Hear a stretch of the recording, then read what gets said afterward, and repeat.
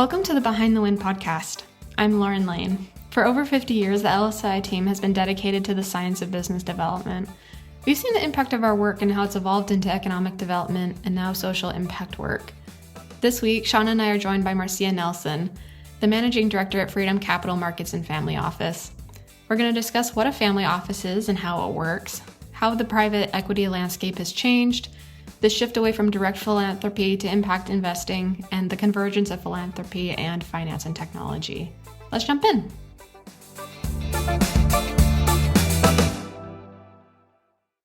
As we start this, maybe you could just talk a little about your background. We've known each other for a lot of years, and you have got such an interesting background. Why don't we start there and why don't you talk about some of your history and this path, and that you're such a devoted New Yorker now, which kills me. Transplant. Yeah, Sean. So I have such an eclectic, crazy background. I like to talk to students, and I just say I'll talk to MBA students, and I'm like, this isn't a career that you can get an education and decide this is what you're going to do, right? They're like, how did you do that? So crazy story. So I grew up in Utah, moved to New York followed my boyfriend to New York. And luckily that worked out well because we've been married now well over 30 years. Taught high school for a couple of years and really didn't love teaching, but I really didn't have any role models. I did not know any women who worked outside of the home unless they were in nurses or teaching or jobs like that. And I just got really, really lucky. I got a job in fashion publishing. So I lived the Devil Wears Prada life, but it was all women. So it was all women who were editors and editor-in-chief. And so I just got my first time actually in a real office was when I went to interview for a job, because I really had no experience. And it was just, I don't know if it was just, fresh from farm, Utah girl. My background was in English. So being able to be an executive assistant who could actually spell was a real plus in the jobs that I was in. And I loved it. It was a great job, new to New York, lots of fun activities. There was, didn't pay great, but there were all of these perks along the side. So it was really great for somebody who was new to New York and was just trying to find her way around. And I loved it. But the world changed. .com came along, and all of a sudden, print publications, although they still exist, you can there's a graveyard of magazines, YM, Mademoiselle, Gourmet. I actually cried when Gourmet closed. And there were some of my beloved favorite magazines, and they all started to go by the wayside. And I got recruited through a friend, told me about a job, and I got recruited to go work for a billionaire philanthropist. And I was hired because her philanthropy was around education. And the fact that I had an undergraduate degree in education, had taught school, was a real plus. How quirky is that, right? An executive assistant. There were 5 of us, and we managed this woman's life and her philanthropy and TED Talks and travel and whatever she was doing. And that was a completely different world, working for somebody who was that wealthy and just sort of see how the other half lives. But I didn't really think that was a long-term sustainable option for me, and decided to go back to grad school and get an MBA. But I did that. I had 2 little kids at home. My husband's a ghostwriter, so he was home with the kids, and I worked full time and went to school at night. I did a 4-year part-time MBA program, and I got a job at this little startup private equity firm that was headquartered in DC, and they'd opened an office in New York. It was a little company called the Carlyle Group. Yes. I didn't know what finance was. I just knew I took the job because it was walking distance from my home. And it was 2 subway stops to Fordham, the university I went to get my MBA. So I could leave work at 5:30 and be in class at 6 o'clock. That was the sole reason I took the job. I cannot believe we've never talked about this before, because we were working for Carlyle at that same time. Yeah. And that nobody had heard of them. And they were doing they were doing this venture private equity deals in the government space, which was so unique. Yeah. And I mean, we were doing some really fun projects. We worked the air rink transaction with Carlisle. We did all of the due diligence. And during the time you were there, I cannot believe we've never talked about this. Isn't that awesome? And this is like I tell people all the time, and look, like I had like my career has been all about pivot, right? Pivot and reinvent yourself. My skill set is the same skill set I've had since I was 5 years old. And I just take it and take it somewhere else and just create new positions for myself. And I think the world has changed. We do not live in a world anymore where people go to they start a job and they work that job for 40 years and they get a gold watch when they retire. That is not the reality anymore. I would like to have a job like that, but I would like to stay somewhere and stay there forever, but that has just not been what happened to me. So I was at Carlisle for a few years, and we were there during the dot-com era and 9/11, which was a horrible time to be in New York. But New Yorkers are resilient, and I'm a New Yorker, and I was resilient. But through my ecosystem and network, I got recruited to work for another family office. This was a gentleman who had retired. I don't even know if we talked about this, Sean. He was a retired general from the U.S. Air Force and had a whole second career in sports and media and entertainment. He ran a gentleman named Harvey Schiller. He ran Turner Sports Marketing, Turner Sports Broadcasting, president of Yankee Nets, and he had a consulting business and was doing some other things. And he needed somebody to kind of office manager who's making some changes. And that was just I just fell into that. And we had so much fun. Harvey was on the committee for the New York Olympic bid committee. So we were bidding on the 2012 Olympics, which unfortunately, sadly, New York did not get. But I can't tell you how much I learned about that process. And every job I've had, I've just absorbed everything that's come in my way. Take advantage of everything that comes my way. And that was just an amazing, amazing business. I mean, he was an amazing person to work for, but he didn't really need a full-time person. And so I finished my MBA, went to work at a valuation firm that specialized in estate and gift appraisal, fell into that job, knew somebody from church. Never give up on your church connections. It was a company that had been headquartered in California, and they had just recently opened an office in New York, and they didn't really know anybody in New York. So they really wanted somebody boots on the ground in New York. And Sean, I would have stayed at that job forever. I loved that job. But 5 years into that job, Congress changed the estate tax law. So completely unrelated to market forces or inflation or anything. It just had to do with the estate tax laws changed, and it devastated our business. There was a year with no estate tax, and the business just slowly wound down. So again, reinvented myself, and I took my ball and my skill set and went to work for a couple of accounting firms, working in the high net worth space. So I've always been in that family office space. And post 2008, my family office relationships kept asking me for direct deals. They said, that's really nice, Marcia, that your accounting firm can pay our bills and do our taxes, but we're really looking for direct deals. And I said, oh, there's this great family office group that has an investment banking arm. You should go talk to the CEO. So after 6 months of walking my clients over to meet with her, the CEO hired me. She said, this is crazy. Why don't you just come and work for me?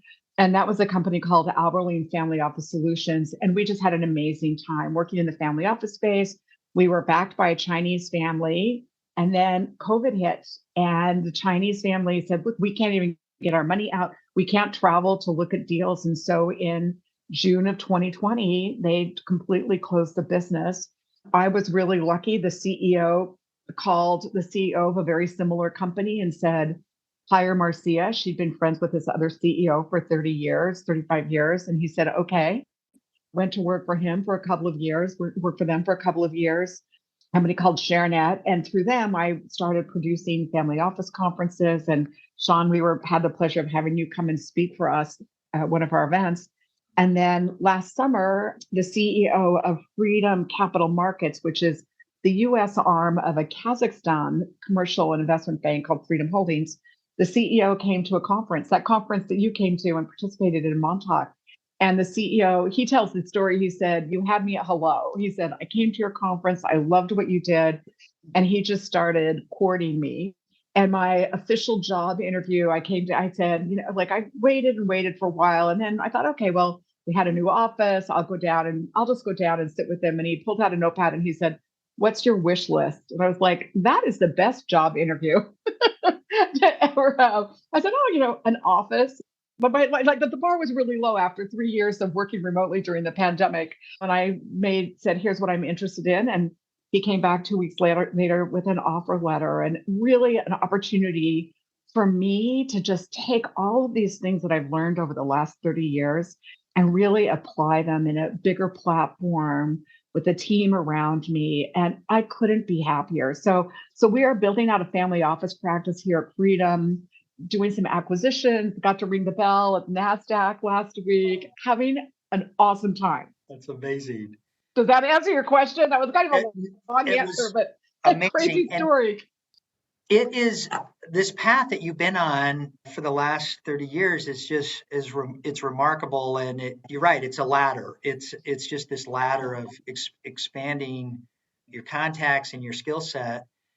I tell people this all the time, that you are the leading expert in family offices. And there's no one that knows more about the inside operations and chemistry. And it's such a unique field, this family office business.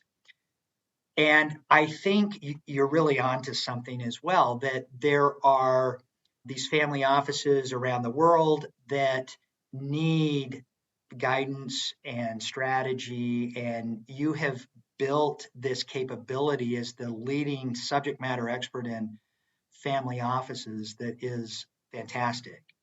I talk to a lot of our clients, both government and commercial clients, about this untapped market that is these family offices. And what I'm always surprised by is so few people, even people that are really sophisticated in capital finance transactions, they just are unfamiliar with this concept of the family office. Could you just talk about that for a minute? What does this look like? What is so unique about these family offices, and why you have built this amazing capability over the last 30 years? Well, Sean, first, thank you. You give me a lot more credit than I probably deserve, but I really I appreciate that. And I'm blushing here. Thank goodness we're not on video, so nobody can see that. But what I think Carlyle, let me interrupt you. What I think the Carlyle Group did with government contractors, yep, you are building around the family offices, and that's how significant this is. Thank you. Well, look, like you hear this over and over again when people say, "You've seen one family office, you've seen one family office," and that is really, really true. Because, and that's why it's so hard to define them.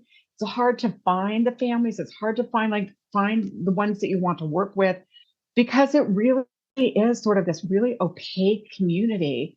It's much more understood in Europe, where you have legacy wealth and multiple generations. The United States is still a very young country. And there were, you can certainly think about the Rockefellers, the Vanderbilts, the Phipps family, which became Bessemer Trust. A lot of family offices were really built on maintaining that wealth for multiple generations, and really around wealth management services, maybe tax and trust services. Philanthropy was a really big part of some of these legacy family offices.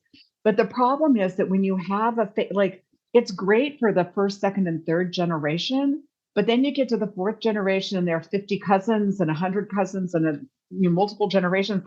the family trust really isn't, a 3 to 6% annual return is not enough to support people for 8 generations if that's what you're anticipating doing. Right. So that's how you have companies like Rockefeller, which became a wealth management firm, and they started saying, well, look, we're doing this for our family. Let's do this for other families. And so they built out more of what's called a multifamily office to support the people around them, but still within supporting the family. But the family wealth that has maintained over the years and really becomes a much stronger, and where I think family offices are really going is you can't have a wealth creator and then just wealth inheritors for multiple generations. There has to be multiple generations of wealth creation. So how do you do that? And I think that's really where family offices are going now, continuing this wealth creation. So many families start with something. They owned a manufacturing business. They made screws for, Boeing airplanes, and they sold their business, and now now they've got $400 million sitting in cash. Like, what are you going to do with that? So they will do some of that wealth preservation. They will do some of that trust, insurance, things to kind of protect foundations. But then the second or third generation says, wait, I know nuts and bolts for Boeing. So why don't I go buy another company, build another company in the same ecosystem in aerospace and defense, for example. So we are seeing more and more of families do that. But then they're also saying, wait, real estate is such a perfect example of legacy wealth, how you build money, because it's other people's money, right? People make money with other people's money. And family offices were sort of slow to come to that and realization. But now more and more of them are saying, wait a minute, I can put 100% of my money in, or I can put 10 or 20% and be the lead because I have expertise in building nuts and bolts for Boeing.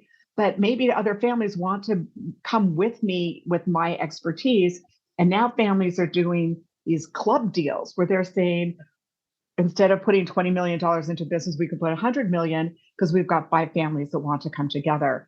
And that is really, really powerful as these clubs get bigger and these families get bigger and realize that you have a club with 5 or 10 families, and they have different levers that they can pull with their own expertise to help the business. They can sit on the board. They can be outsourced business development or strategy because they came from whatever XYZ business they came from.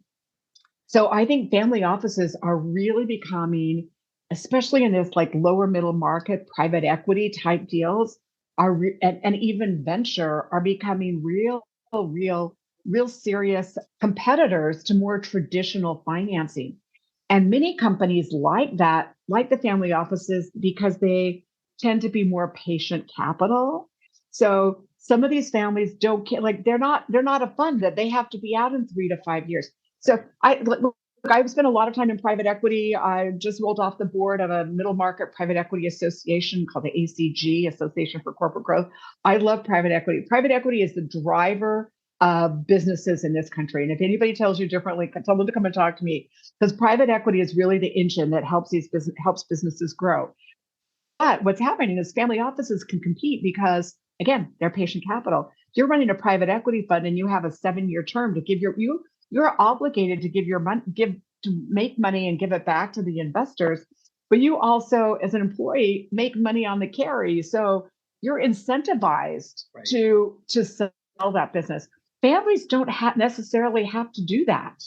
They like cash flowing businesses, and if they have enough capital, they do not have to sell, which is a very different dynamic when they're going out to bid on a potential operating business that has been family owned for multiple generations. It's a different story. We've seen that shift as well. I mentioned that we had a long relationship with the Carlyle Group. We worked with a lot of other private equity firms that were early interested in government work, and like Houlihan Lokey and the American Capital Group and some of these other PE firms. And early on, I remember these deals with the Carlyle Group where they were so new at this private equity work that they didn't have a lot of history, they didn't have a lot of standards. And so it was a very different time 20 years ago. Today, they have, these private equity firms have zero tolerance, I think, outside of this formula. If you deviate outside of this formula, they have no humor at all. They're ready to divest or change out the management team, even if it was the founder of the organization. Yeah. So that the private equity business has changed radically over the last, let's say, 25 years. But you're right, there is such a need for private equity that is patient and that has the ability and to look out over 10 years or 20 years or whatever it might be. So I'm just fascinated by this concept of the family offices stepping into this role and looking at transactions that may not be traditional, obviously traditional financial institution transaction, traditional private equity transactions, or angel, that it becomes this new species of investors that really are doing some amazing things. Well, and I think the interesting thing too in the family office world is that more and more new family offices are spinning out of financial institutions. So they made their money in private equity. You talk about Carlyle, and David Rubenstein is very famous for stepping out and starting his own family office and his own venture, like not competing with his former business, but absolutely, right? So you have people like that. You have, Apollo, private equity setting up a separate family office because maybe they want some things that are different than what they got out of the PE fund, but they also maybe have something that they really care about that, as you said, wasn't in the lane for the PE firm. And they're saying, well, wait, what if I did this myself and did this on the side? So you're seeing a lot more family offices coming out of hedge funds, private equity. So they have a different model than the family office that sold a manufacturing business, right? But what you're also then seeing is family offices are now hiring and competing against private equity firms and VC funds and investment bankers. Family offices are hiring private equity professionals. And that's actually changing the dynamics of compensation. So how do you compensate, a rock star PE managing director? Because, you have to pay that 20% area. You have to give them something to incentivize them to come and work for the family, right? So that's another interesting dynamic. So this is like the sophistication of the family office community, hiring more people, building and that's a whole other conversation. Do you want to do that? It's expensive to have employees. Now, it's like if you're a family office and you're just like, this is nice, I have my trust, versus if you are making investments, you are running a business, right? So people are now saying that these are really, instead of using the word family office, people are saying family investment firm, which is a better term for what we're seeing here. Let me go back for just a minute, and I'd like to double click on the chemistry and just pull on that string a little bit, the chemistry of what these family offices look like. I had the opportunity to start working with some of the family offices early in my career because, as you know, we have always had this business development practice that included a lot of proposal developments around grants. And these foundations many times were under one of the family offices. And so I got early in my career, 30 years ago, I got to see what some of these offices look like, and they were very different. We started working some interesting projects that maybe we come back to on another episode, but we were working social impact bonds which was so unique at the time. Nobody was doing this, where we were getting some funding from a traditional foundation, and then a traditional, with the first one that we worked was with Goldman Sachs. It was bridged by a large private foundation, and Goldman Sachs then put the majority of the funding into this social impact bond that was a state. It was in this case, it was a state initiative around early childhood education that worked collaboratively. And I remember at that time hearing so many of these foundations that were run by family offices that would say, we want to see a return on our investment in this philanthropy. That's really, I saw that shift maybe 25 years ago, where these foundations were saying, we're going to invest $1 million, but we want to see a $10 million impact from this investment. So I saw this shift change maybe 20 or 25 years ago to now. There is, like you said, very sophisticated, amazing work that is being done in philanthropy, private equity, traditional investment in business, equity in a business that the family office owns. Yep. Can you talk about what that chemistry looks like? What does the leadership look like? Is there typically a philanthropy arm of the family office in connection with the investment side? Just maybe develop this concept a little more so people understand this. Yeah, and sure, I'll go back to, there is nothing typical in a family office. so it really just does. It really truly just depends, right? It always, that's like the legal answer is always it depends, right? Yeah. But I 100% agree with you. Over the last 20 years, there really a shift away from direct philanthropy, because when many families start to say, wait, like I'm making a charitable deduction, so I have whatever money I have. I have $1 million, and every year I give away 5%. So 5% of it, because that's what so they have to. It has to make a 6% return, or at least a 5% return, in order to give away 5% and not eat away at the principal, right?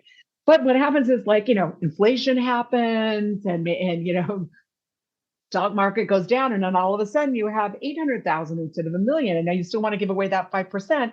You start to worry about your legacy.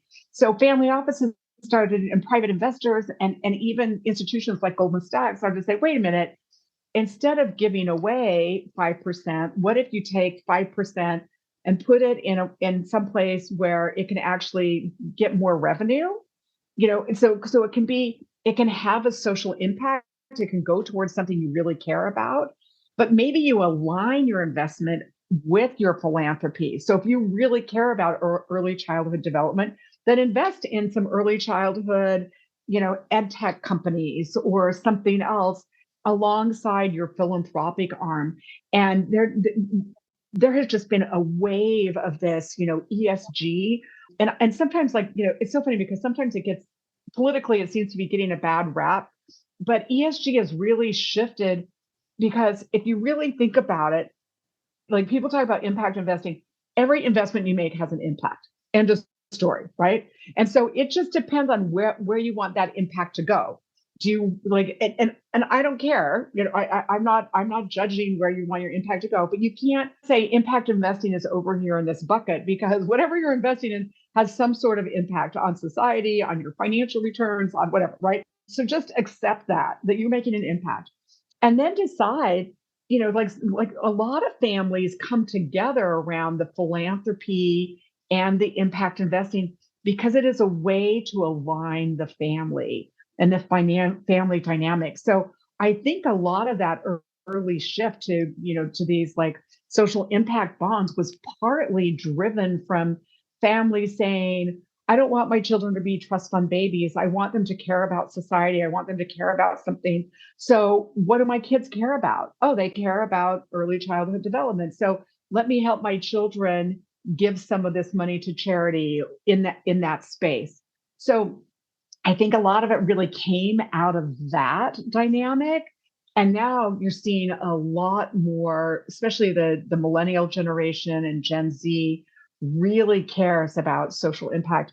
I had years ago, I was at a conference and one of the next gens, people talk about next gen, like next gen could be the second generation, the third generation, the eighth generation. So there's this like of inherited wealth, but a next gen whose family was a very wealthy family in New York.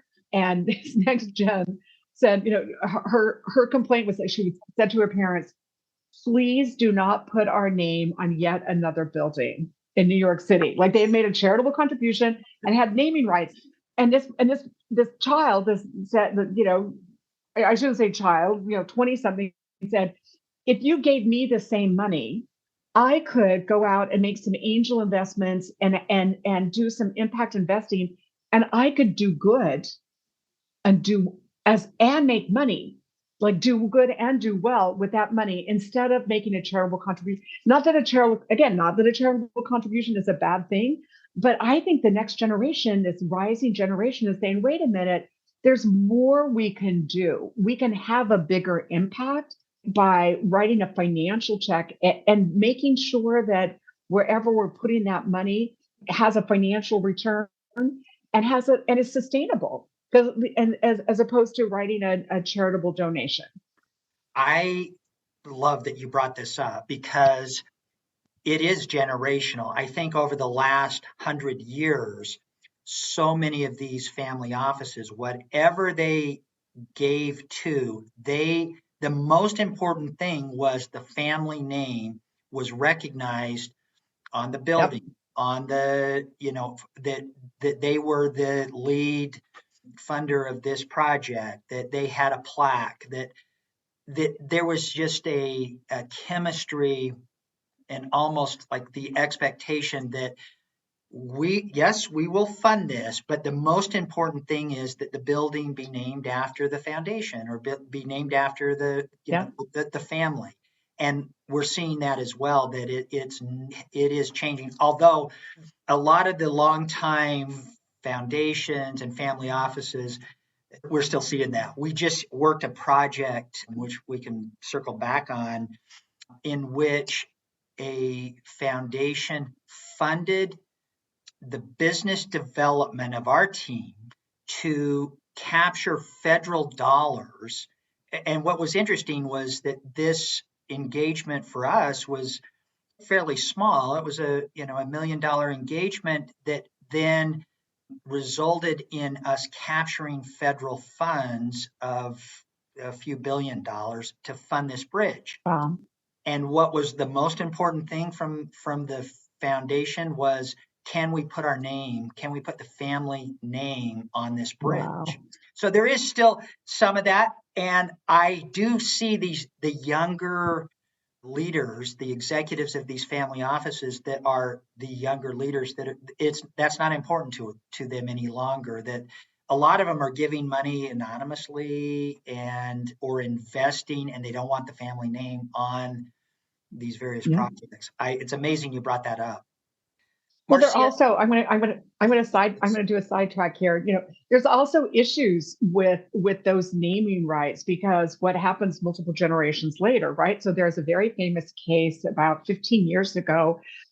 A family sued a very prominent higher education organization because the family had, in the 1930s, had given some money for a specific area.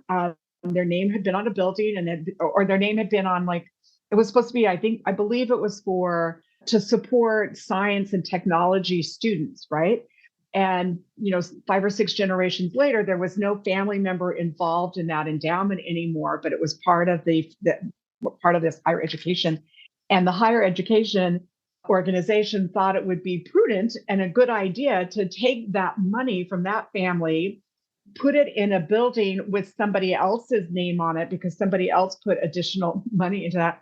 And the family sued, and it was 5 or 6 law firms, and it was like $1 billion that they got back from this higher educational endowment because the organization, the recipient, had not followed the rules that the family had said that they wanted to do. But on the other side of it, there are institutions that have problems with donations because they don't meet their ongoing criteria, especially people who make art donations. Like somebody has to conserve that artwork. And so I think there's also an awareness, a little more of an awareness just starting to bubble up that like, if you're making a contribution, a charitable contribution with ties and with all of these things that have to happen around it, that's not necessarily in the best interest of the institution long term, right? So that becomes a little bit of an issue, and I think more and more people are starting to become aware of that as well. I agree. Are most of the executives in these family offices, are they third or fourth generation? What do you typically find is the leadership of these family offices? What do they look like? Are they? Yeah, it's all over the place, Sean. So I have a friend who started working as a babysitter for a family when she was like 16 and then was a summer intern. And she has worked for the family now for 50 years. She went to college, got an accounting degree, and she has worked for the family office for 50 years. And none of the, she's the same age as the second and third generation, and none of them are involved in the family office. They just they had their own lives, their own careers. And so she has been running that for 50 years. And she's like, she's in her 70s and still going strong. Others like people come to me all the time and say, oh, I would really like to work for a family office. And my advice is like, no, let me just talk about that, because many times the senior executive in the family was hired because they were a trusted person for the patriarch or matriarch, right?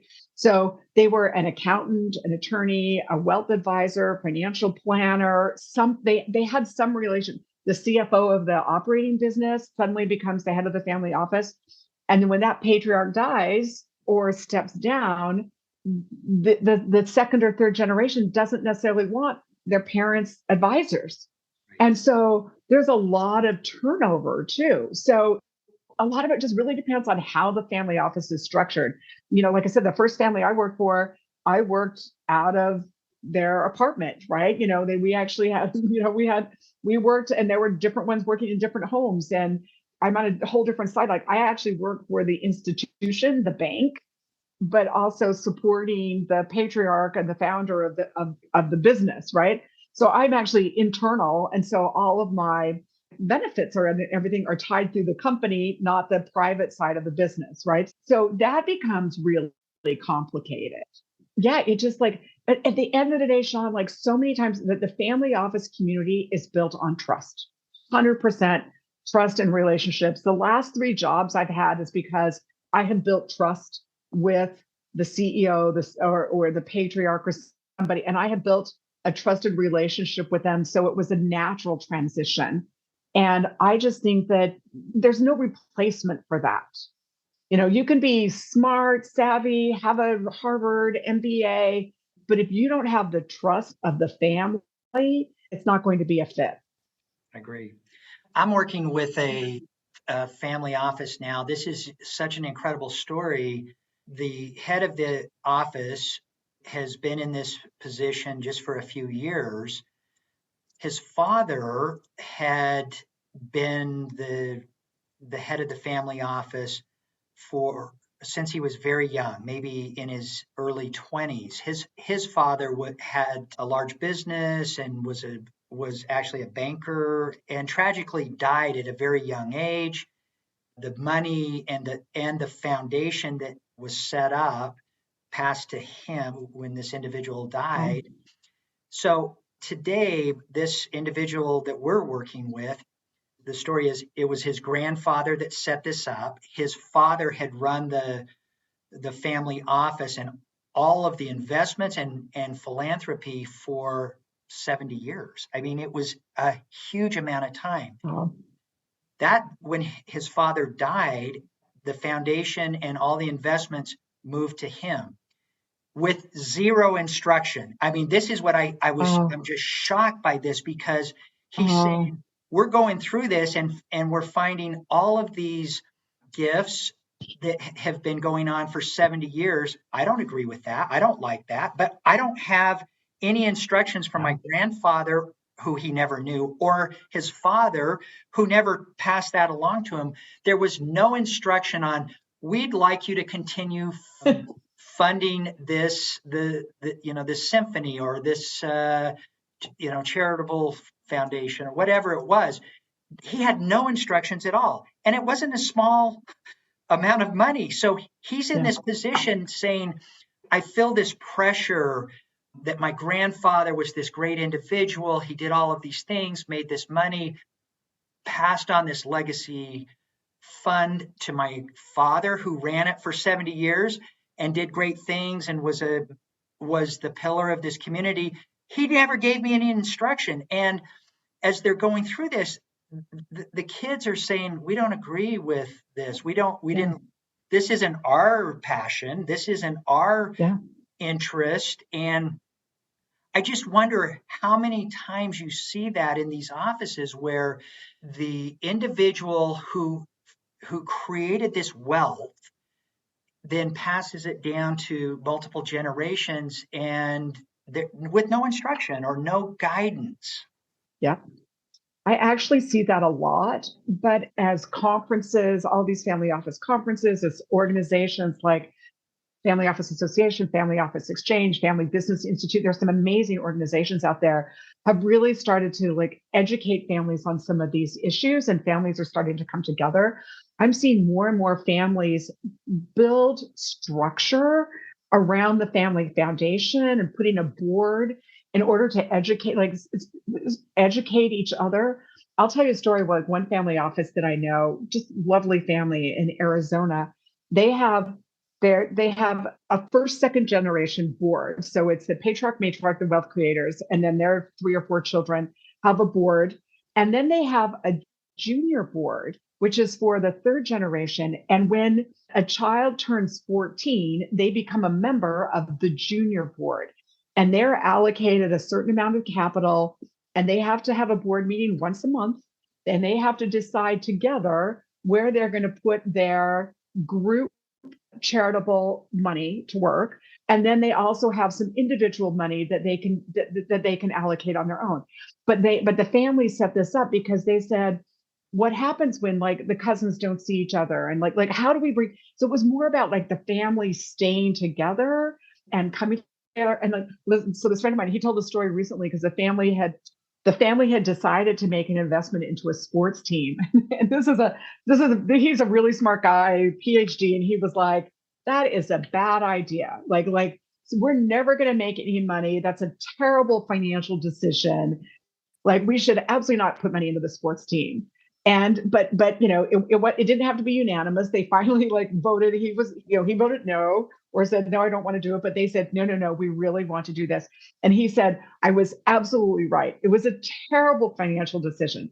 He said, but as far as our family was concerned, it was one of the best investments we ever made, because our family now has something that they're passionate about. They go to the games together. They participate. They love being part of the community. And he said, so the emotional investment around that was so important and incredibly valuable. And he said, and to this day, he's like, anybody wants to come and see me, I'll take you to a game, right? So that's the real balance. This comes back to your professional private equity firm versus professional family office, right? There is more than just financial returns for the family. And it is really, really important that the families come together and have at least an annual meeting and a board meeting and talk about what they're interested in and how do you bring the next generation. A lot of times families are even recording themselves, their family, the patriarch, matriarch are recording themselves and talking about, here's my legacy, here's what I care about. But there has to be some, to your point about this client of yours, there has to be some acknowledgement that the world's changed over 70 years, right?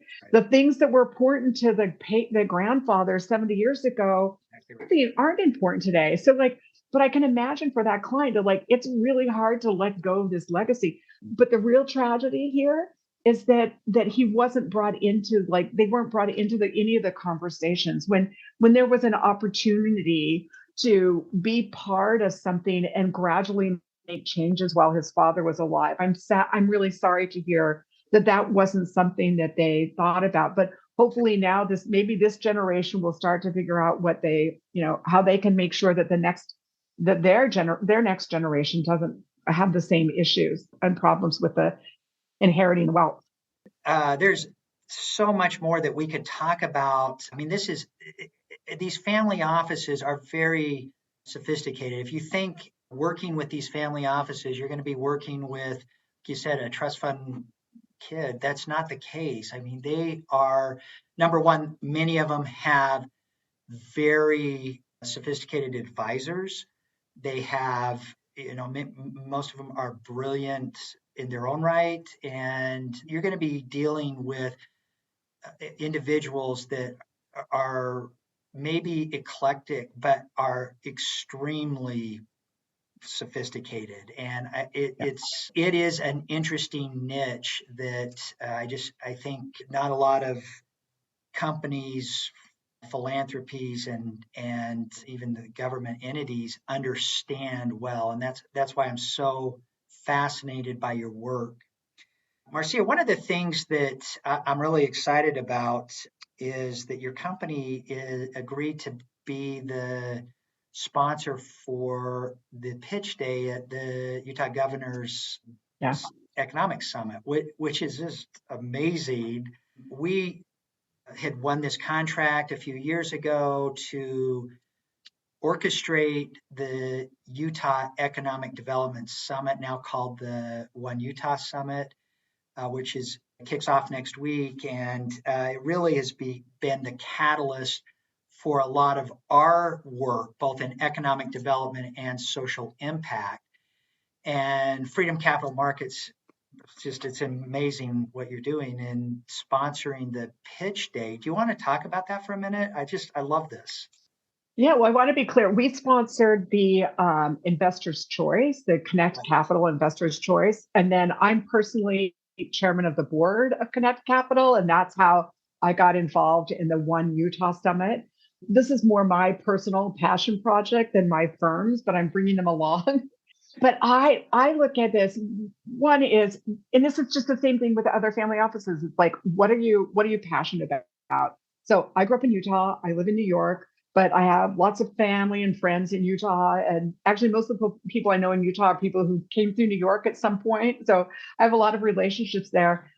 So I'm passionate about Utah, but you could be just as passionate about, someplace in Illinois or also wherever you grew up. But I really believe in this giving back. But I think economic development and economic empowerment, like it's back to that old adage, you feed a man a fish or you teach him to fish, right? And I really see, I'm really excited about the, Governor Cox and what Utah's focus on economic development and how there really does seem to be a focus on teaching people to fish. And from my side of it, I love seeing these pitch competitions selfishly because I see trends, like what's happening, what are people actually interested in? And it's so important for those of us who live in these big cities. And we say we don't live in a bubble, but we really live in a bubble. And it is really, really important because to get outside of your bubble and see what other people care about. So looking at the kinds of companies that are coming through this pitch competition, I was like, oh, I didn't even know that was a problem. And so for me, I see I see that's a problem. And how can I support that entrepreneur? Because now I'm seeing that problem everywhere, and it's a much bigger problem than I thought it was, right? So for me, it's like seeing the trends and seeing these entrepreneurs who are so incredibly passionate about what they're building. Like I just love this entrepreneurship community.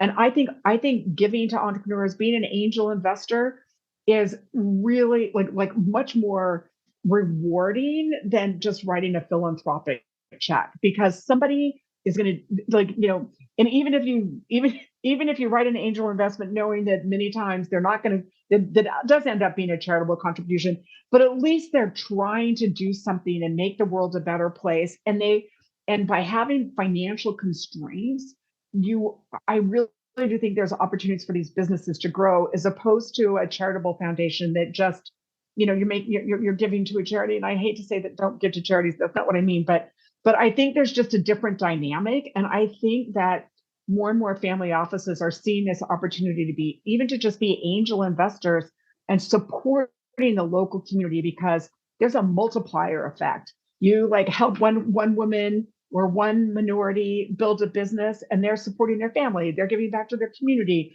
Those community members are going to go back and build something better. So I obviously, you found my soapbox, Sean. I love these entrepreneur pitch summits and pitch days. They get me really excited. Too. I think it's fun. Marcia, thank you so much for carving out this time with us and talking about this. I can tell you're so passionate about it. So am I. And I think it is such an interesting convergence of the philanthropy, where you started in your career, and the finance piece, and then so many interesting projects that these family offices are working in, that you're really the catalyst around, that you're bringing these transactions, these deals together. And that's really your superpower, as you know. Everybody knows this. You're a deal maker. You're the catalyst to bring this together. And it's around agriculture and biotechnology and medicine and cyber, and it's so vast. And I think that this concept of the family office being the backbone of some of these incredible transactions, and so the social impact piece of it too, which is I think critical, is just, it's exciting. One last thing I wanted to bring up. I read an amazing book that the whole time I was reading it, I was saying, I have got to send this to Marcia. If you haven't read it, go get it. And if you have, you'll know why I'm saying this. The Last Tycoons by William Cohen. It's about the Lazard family. Have you heard of this? No, I have heard of it. I have not read it. Oh my goodness. I totally want to read it. These are your people. You will love this. It is such a great book. And so when you're at the beach, I'm adding that. Read this. I'm gonna make that. That'll be like my Mother's Day wish list book.